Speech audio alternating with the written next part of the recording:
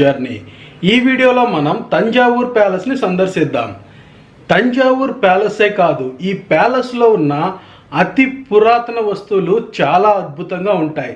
మరీ ముఖ్యంగా పురాతన రాతి శిల్పాలు, కాంస్య శిల్పాలు మరియు పురాతన కాలం నాటి నాణేలు, చోళులు, పాండ్యులు కాలం నాటి నాణేలే కాకుండా ఇతర రాజవంశాల నాణాలను కూడా మనం ఇక్కడ చూడవచ్చు. అంతేకాకుండా 92 అడుగుల తిమింగలం యొక్క అస్థి పంజరాన్ని కూడా మనం ఇక్కడ చూడవచ్చు.